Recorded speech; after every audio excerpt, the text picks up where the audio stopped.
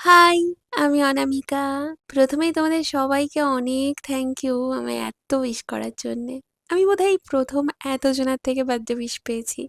সত্যি খুব, খুব, খুব ভালো লেগেছে আমার। কোনো প্ল্যান ছিল না কাল। বিকেলে মনে হলো চলো কোথা থেকে একটু ভালো কিছু খেয়ে আসি। এবারও তো সেই মায়ের হাতের পায়েসটা মিস করেছি। তাই খানিকটা সেই দুঃখ ভোলানোর জন্যেই বলতে পারো। সারাদিন ল্যাদ খেয়ে এই বিকেলবেলা বসেছি রেডি হতে। আর আজ আমি আমার সবথেকে পছন্দের রঙের একটা ড্রেসও পরেছি। অনেকদিন আগেই কিনেছিলাম এটা ওয়েবসাইট থেকে। আজ এটার একটা সদ্গতি হলো। যাক রেডি হয়ে বেরোবো তখন এই যে ইনি এসে সারপ্রাইজ দিয়ে দিল। সারাদিন অফিস করে ও যে এসেছে এটাই আমার গিফট। বন্ধুত্বগুলো যেন এমনই থেকে যায়। যাক সন্ধ্যেবেলা গেছিলাম সোদপুরের এই রুফটপ ক্যাফেটাতে। আর এটা একদমই একটা সাডেন প্ল্যান করে আসা হয়েছে। আর এখানে এই বছরের লাস্ট কেকটাও কাটলাম। কতগুলো কেক কাটলাম সেটা না খুব একটা ইম্পর্টেন্ট নয়। কতজন ভালোবেসে যত্নে এগুলো করেছে সেটা ইম্পর্টেন্ট। এর থেকে বড় বোধহয় আর কিছু হয় না। যাই হোক খেয়ে দেয়ে অনেক গল্প আড্ডা দিয়েছি, পুজোর প্ল্যানও করেছি। জানি না কতটা সেটা সাকসেসফুল হবে। তো সব মিলিয়ে খুব সুন্দর একটা দিন কাটিয়েছি আমি আজ। এই তো শেষ। টাটা।